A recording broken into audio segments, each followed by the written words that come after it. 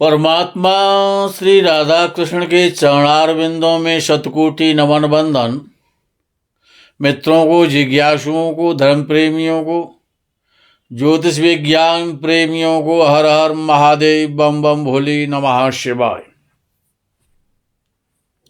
मित्रों, आज की चर्चा का विषय है केतु।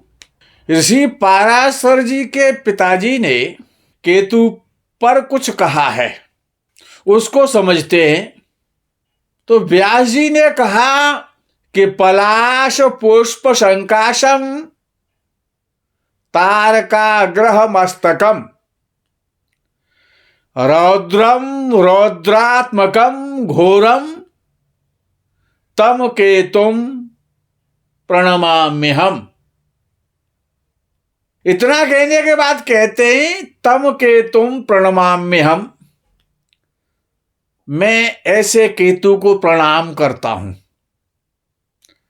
ऋषि पाराशर भगवान नारायण के साक्षात अवतार हैं, ज्ञान के सागर हैं, धर्म के धुरी हैं, और ऐसे रौद्रम रौद्रात्मकम घोरम,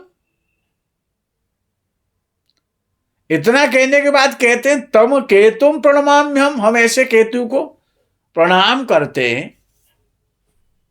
तो पहला वाक्य है कि पलाश पुष्प संकाशम, पलाश पुष्प के समान। पलाश कहते हैं धाक वृक्ष के लिए। पलाश का वृक्ष धाक का वृक्ष होता है और वनस्पतियों का और औषधियों का राजा है। पलाश पुष्प को टेसु का फूल भी कहते हैं।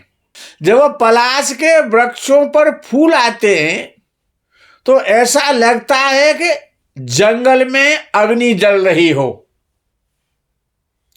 अग्नि जैसा रंग होता है पलाश पुष्पों का।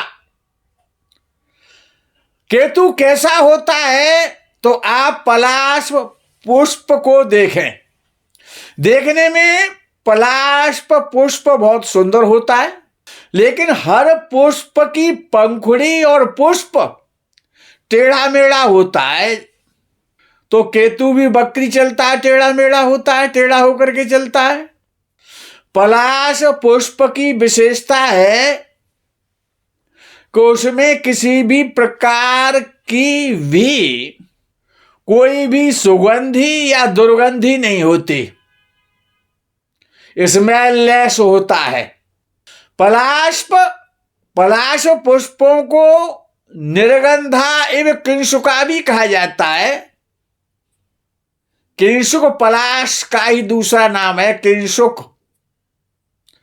तो संस्कृत में कहा गया निर्गंधा एवं किंशुका, ये लोकोक्ति है कि जैसे पलाश के पुष्प में कोई गुण नहीं होता, न कोई गंध होती है, न कोई सुगंध होती है, न कोई दुर्गंध होती है, इसी प्रकार से किंशुक किसलय अनल समाना श्री तुलसीदास जी कहते हैं रामायण में कि किंशुक यानी पलाश के पुष्प अनल समाना, अग्नि के समान होते हैं।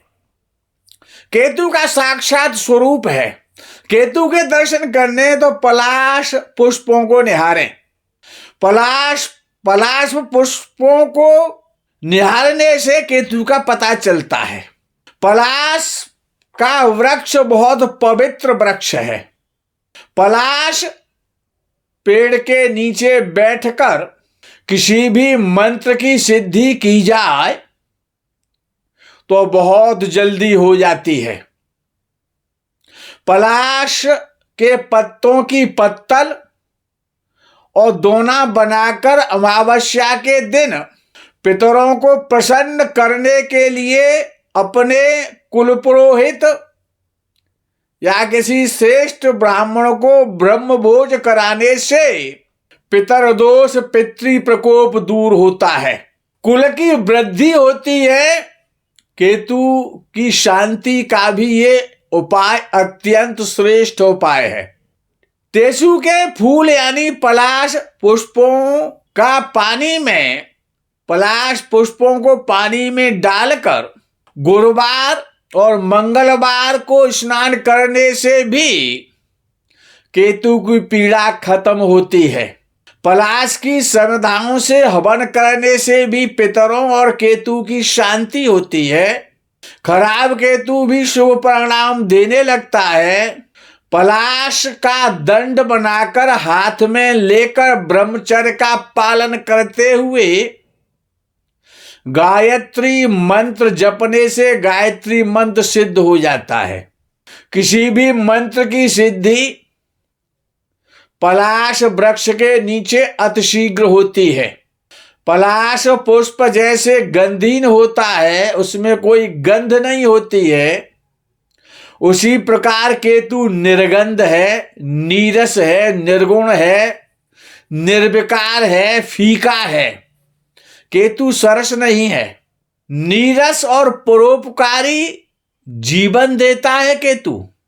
जैसे पलाश वृक्ष देखने में टेढ़ा मेढ़ा कुरूप होता है, लेकिन उसके पत्ते और फूल अत्यंत पवित्र और औषधीय गुणों से परिपूर्ण होते हैं, ऐसे ही केतु स्वभाव वाला व्यक्ति व्यवहारिक नहीं होता। उसका जीवन नीरस, सादा और फीका होता है और बनावटी जीवन नहीं होता उसका। केतु प्रभावित व्यक्ति का नीरस सादा जीवन होता है, उच्च विचार होते हैं, सबका भला करता है, सबके कष्टों को दूर करता है।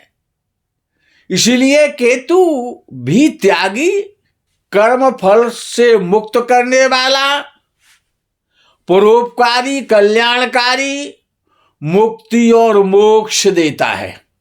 पलाश का वृक्ष ऐसा वृक्ष है कि उसको भेड़, बकरी, ऊंट, गधा कोई भी पशु नहीं खाता। पशु भी उसका सम्मान करते हैं। इसलिए व्यास जी ने केतु को ग्रह मस्तकम कहा है। जैसे सूर्य ग्रहों का राजा है, तो केतु ग्रहों का मस्तक है, ग्रहों में मस्तक है। केतु को ब्रह्मा कहा गया है, ब्रह्म विद्या कहा गया है, ब्रह्म ज्ञान कहा गया है। विद्वानों ने शरीर में केतु का निवास सिर के ऊपर शिखा के मध्य के स्थान में माना है। सिर पर चोटी रखने का स्थान केतु का स्थान है, वो ब्रह्म रंध्र है, ब्रह्म स्थान है और ब्रह्म विद्या का पवित्र स्थान है। चोटी वाला स्थान सिर के ऊपर। केतु को शिखा, शिखी, चोटी, पताका, ध्वज और झंडा भी कहा जाता है। केतु ऊंचाई और पहचान का हम सबका प्रतीक है। केतु परंपरा, रीति रिवाज, कुल पुरोहित, कुल और वंश भी है। कुल देवता, कुल देवी और कुल परंपरा भी है केतु। घर के कॉर्नर में और ईशान दिशा में केतु का वास है। रघुकुल में केतु का स्थान सर्वोपरि रहा है। गुरु वशिष्ठ अयोध्या में कुल पुरोहित के पद पर आसीन थे, क्योंकि केतु कुल पुरोहित भी है। केतु कुल पुरोहित तो है ही, और कहा भी है कि रघुकुल रीत सदा चले आई, प्राण जाए पर बचन न जाई।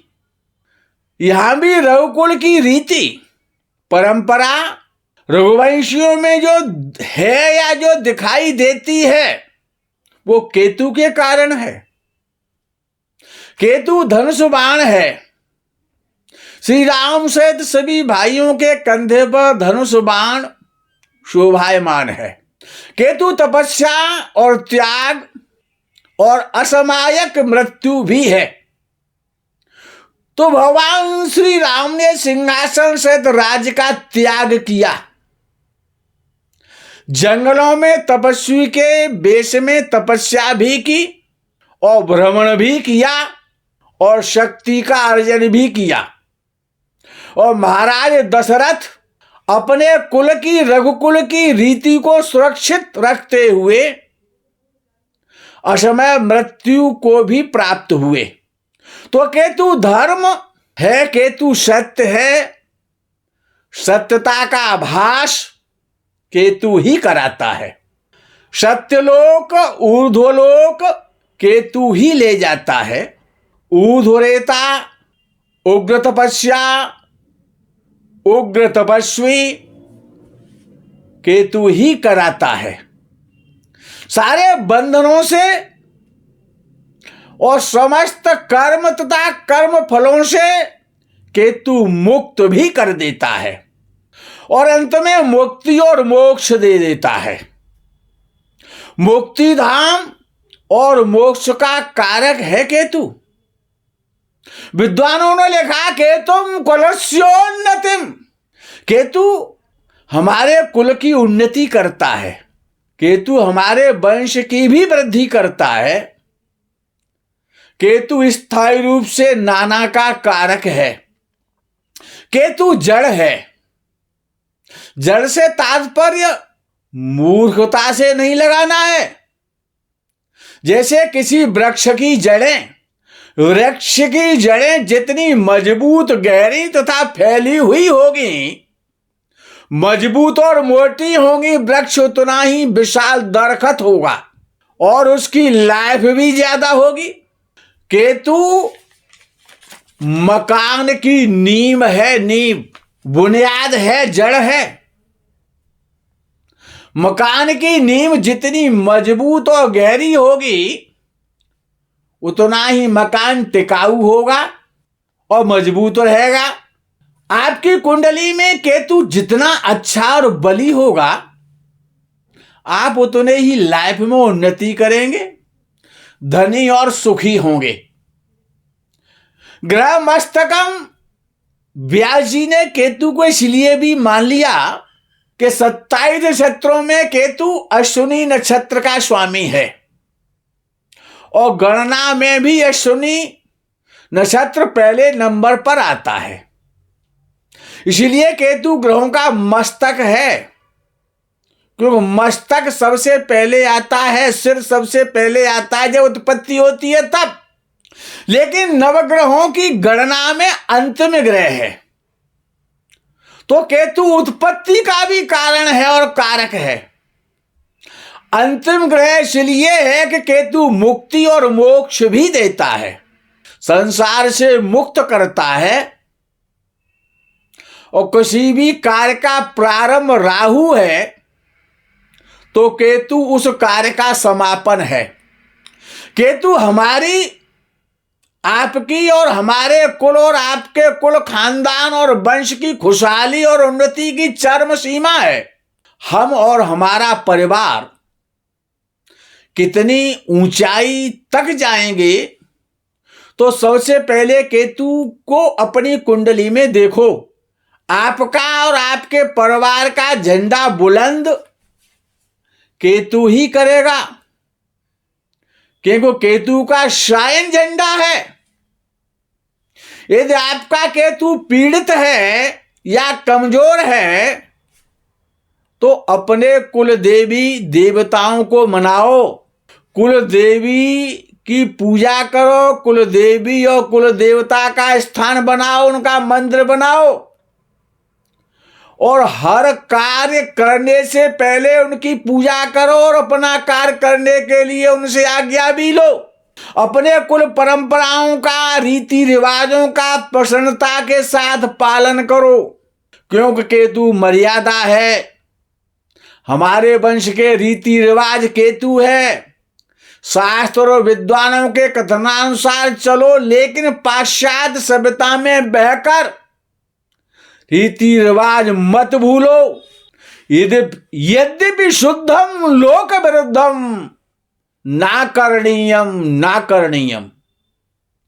कोई भी धर्म संप्रदाय कितना ही शास्त्र सम्मत क्यों ना हो, लेकिन लोक विरुद्ध यदि कोई आदेश, कोई आज्ञा किसी धर्म की शास्त्र के द्वारा मिल रही है या कोई विद्वान दे रहा है, कहने का मतलब सीधा सा है कि लोकाचार, परंपरा, अपने कुल के रीति रिवाज के यदि वो आज्ञा और धर्म विपरीत है तो नाकरणीयम नाकरणीयम, उसे नहीं करना है, नहीं करना है।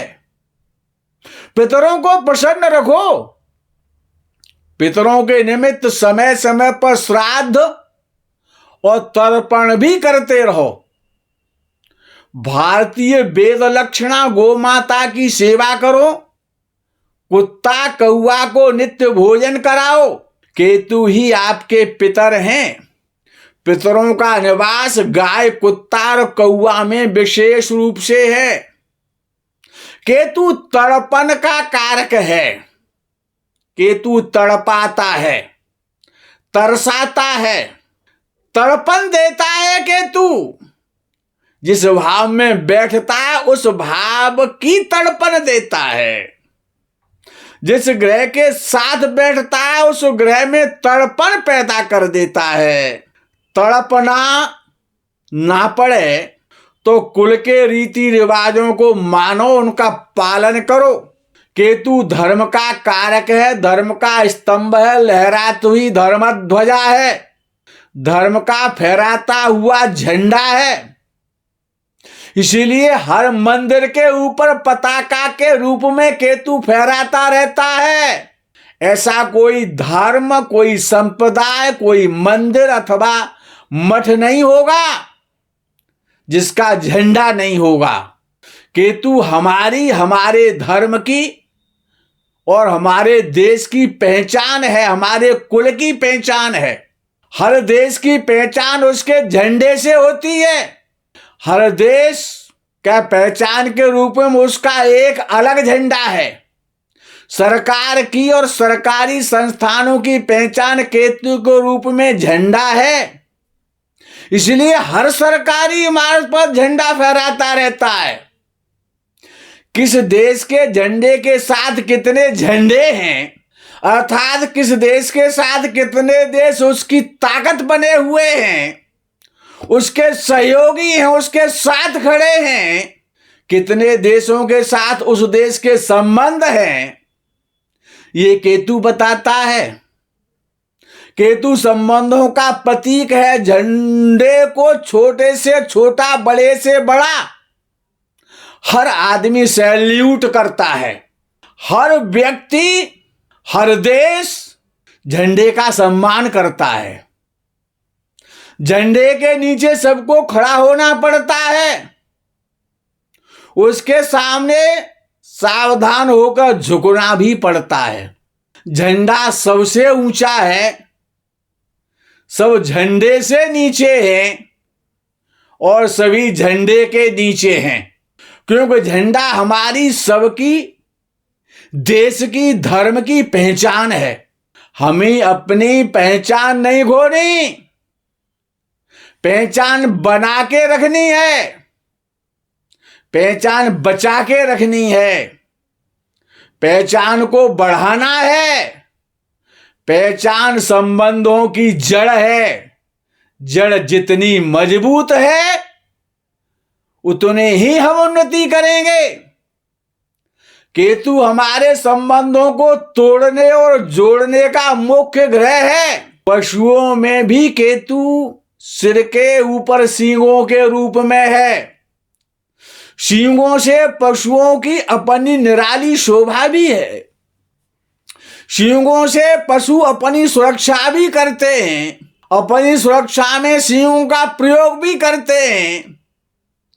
हथियार के तौर पर पशु उसका इस्तेमाल करते हैं सींगों का। इसलिए केतु हथियार भी है। केतु सुरक्षा भी करता है। हथियारों में शक्ति है। इसलिए केतु केवल मोक्ष ही नहीं है, हमारी शक्ति भी है, सुरक्षा भी है। शक्ति, सुरक्षा, संबंध, पहचान, ऊंचाई, परंपरा, मर्यादा, रीति और रिवाज, कुल और वंश, खानदान, उत्पत्ति, इन सबका कारक और कारण एकमात्र और हेतु केतु है। जन्म कुंडली के 1, 5 और 9 अर्थात धर्म त्रिकोण में बैठा केतु अच्छा फल करता है। चौथे, 8वें, 12वें भाव में अर्थात मोक्ष त्रिकोण में केतु बहुत अच्छा फल करता है, क्योंकि केतु मोक्ष और धर्म दोनों का कारक है। केतु में धर्म भी है और मोक्ष भी है, केतु में ज्ञान भी है और केतु में त्याग भी है। केतु अंतर ज्ञान देता है, पूर्वाभास केतु से ही होता है। पंचम भाव का केतु अंतर ज्ञान देता है। अष्टम भाव का केतु पूर्वाभास कराता है। चतुर्थ भाव का केतु दानी और दयालु बनाता है। लग्न में केतु धर्मात्मा और धार्मिक बनाता है। 9वें भाव का केतु धार्मिक यात्राएं देता है और तीर्थों में वास कराता है। 12वें भाव में केतु मोक्ष देता है। कुजवत केतु कहकर नहीं छोड़ सकते। ये केतु के साथ विद्वानों ने अन्याय किया है, इतना कह करके कि कुजवत केतु। हाँ, हम मानते हैं कि मंगल और केतु में बहुत सारी समानताएं हैं। दोनों क्रोध और अग्नि तत्व वाले ग्रह हैं। मेडिकल साइंस में दोनों की समानताएं मिलती जुलती हैं।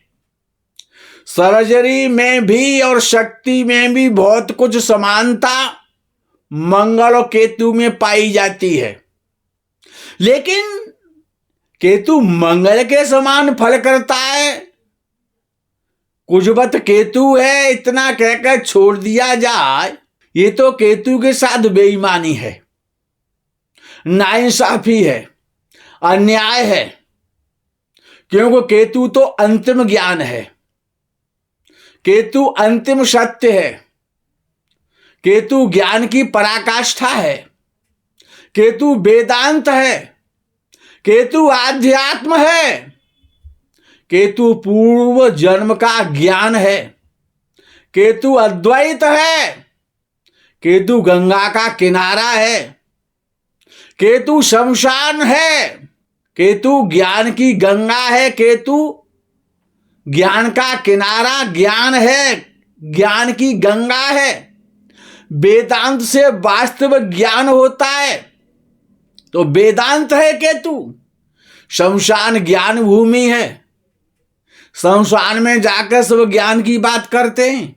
केतु साधु है, केतु संत है, केतु सन्यासी है, केतु पीर है, केतु फकीर है, केतु दरवेश है, केतु कबीर है, केतु रहीम है, केतु रविदास है, केतु तुलसीदास है, केतु गुरु नानक देव का ज्ञान है, केतु रसखान सूरदास हरिदास और मीरा की भक्ति है। हमारे पूर्वज और पितर कैसे थे, केतु बताता है। केतु हमारा पूर्वज है, हमारा पितर है, हमारा अंतिम ज्ञान है, हमारा गूढ़ ज्ञान है, हमारा तत्व ज्ञान है, हमारा गीता ज्ञान है। केतु मुक्ति ज्ञान है, केतु अंतिम ज्ञान है, केतु संस्कार भी है, केतु त्रिकालदर्शी भी है, केतु बीतराग सन्यासी है और केतु बिना झोली का औलिया फकीर है। मित्रों, केतु का कहां तक वर्णन करें, वीडियो बहुत बड़ा हो रहा है। आगे फिर कभी समय मिलेगा तो पुनः आपसे चर्चा करेंगे। आज यही विराम करते हैं। केतु सामान्य ग्रह नहीं, असामान्य ग्रह है। उसका जितना वर्णन किया जाए उतना कम है। मित्रों, वाणी को विराम। हर हर महादेव, बम बम भोले, नमः शिवाय। जय गौ माता की।